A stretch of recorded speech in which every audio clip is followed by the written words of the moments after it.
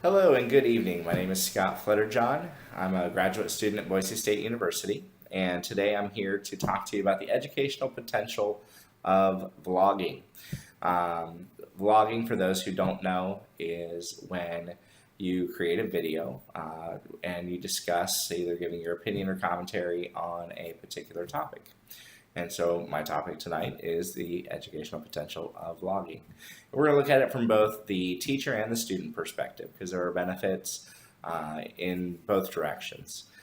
So first of all, when as a teacher, if you have a flipped classroom model, vlogging can be great because you can personally create videos to share with your students that are directly targeted and focused to the content that you're wanting to focus on. You don't have to worry about trying to find a video out there on YouTube or any other site that hits all the points that you are trying to focus on. A lot of times there are great videos already out there.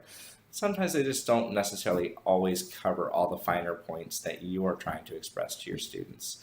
And so by creating your own video, you can be more specific to your target audience. With vlogging, there are just some things that aren't well taught through just plain instructions. For example, if you wanted to learn how to tie a tie, having you create a video allows you to actually demonstrate how to tie a tie.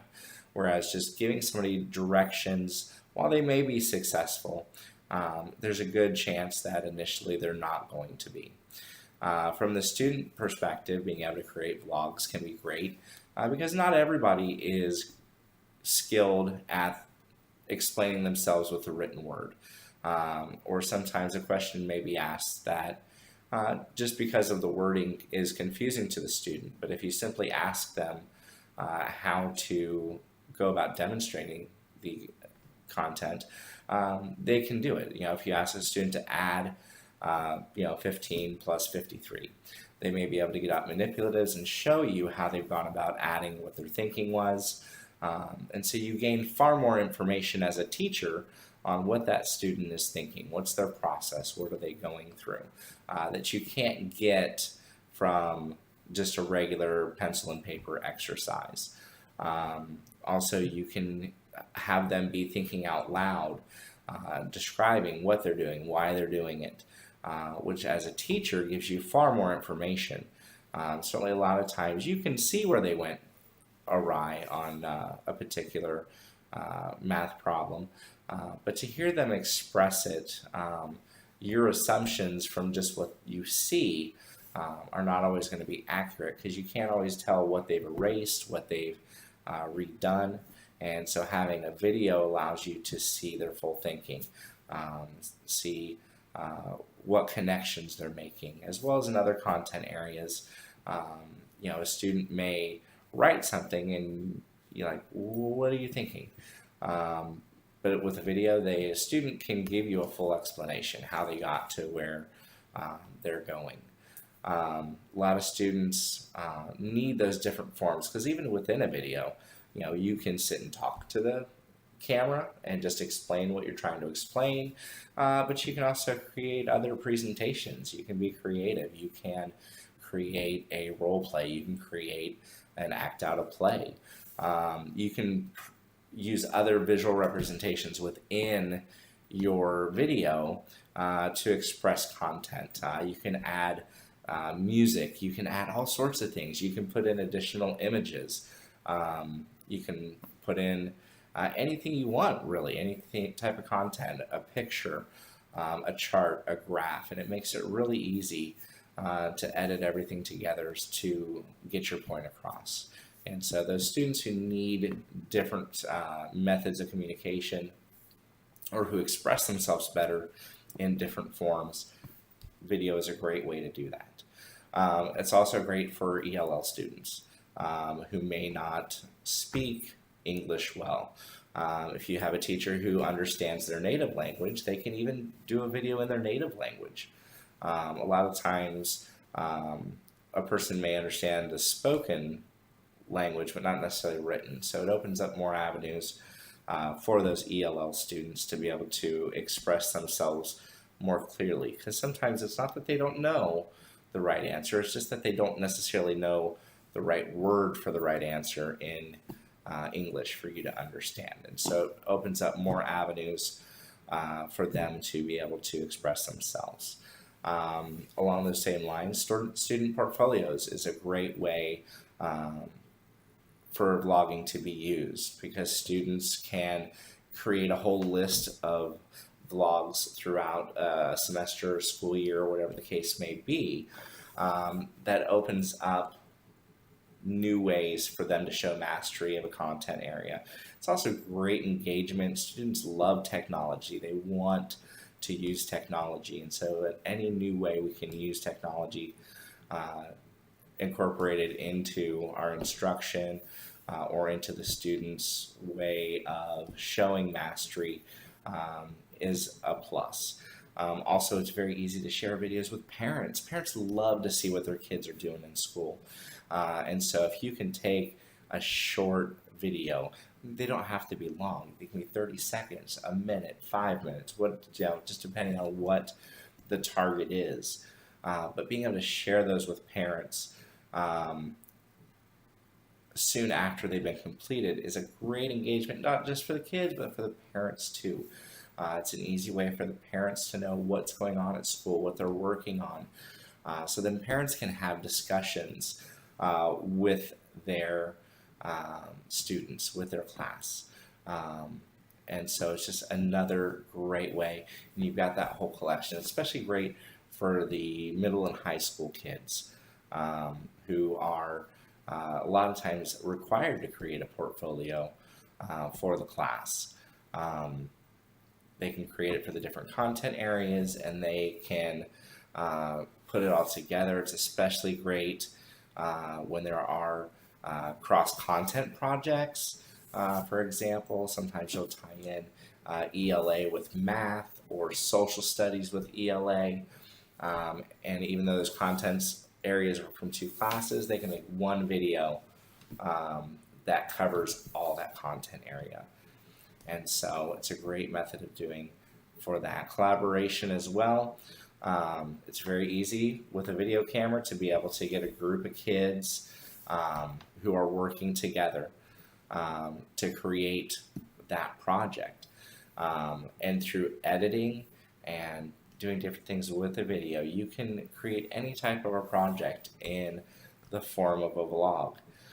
Students can get together, they can work out who's going to do what's going to be included. Everything can be put together, and they can each make different parts of the video. They can be combined together to make one presentation, and that's super high engaging for the students.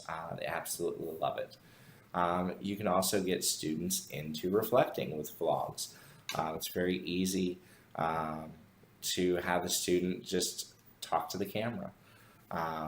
Some students may be a little shy, but if you let them do it in privacy, they could do it at home. Getting students to reflect on their learning not only gives the teacher that window into what the student is thinking, how they're feeling, and that helps the teacher go back, cover things again if they need to, or if a student has a particular interest, it can give them insight into what that student really wants to know.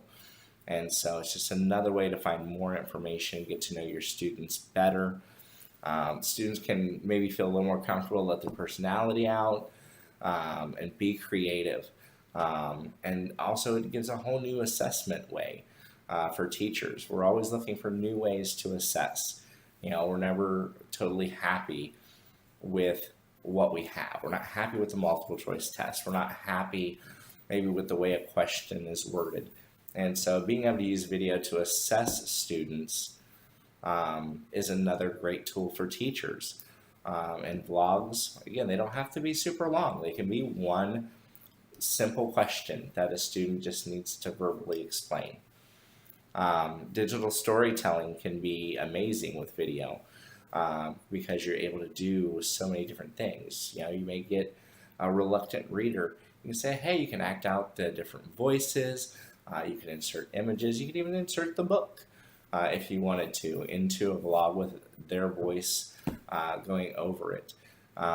They can also create their own stories because they can draw their own pictures and then write the words. They can use the different voices. You can really engage those kids who are maybe not big readers. They can read to the camera as well. So reading for a vlog can be an easy way to have students go in and read, and then you can go back and review it so you can see where they're at in their reading level.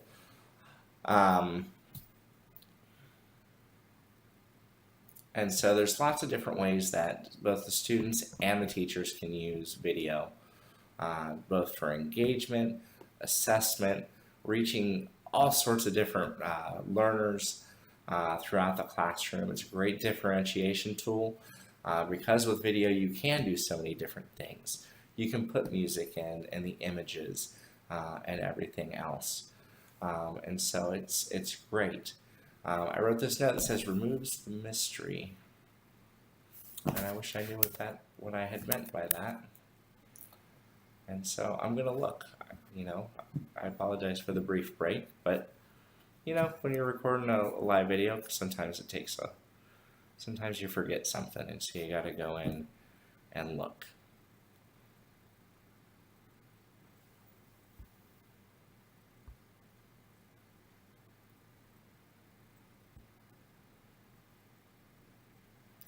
I think I know what I meant. I think removing the mystery was relating to the knowing what the student's thinking. You don't have to wonder if a student can explain something to you because it's all out there. You can see how they're going through their process. You no longer have to wonder, and I talked about that earlier. So really, vlogging, there's tons of different ways you can use it. And it's really easy to use. There are apps that make it easy. Class Dojo, Seesaw has a feature as well.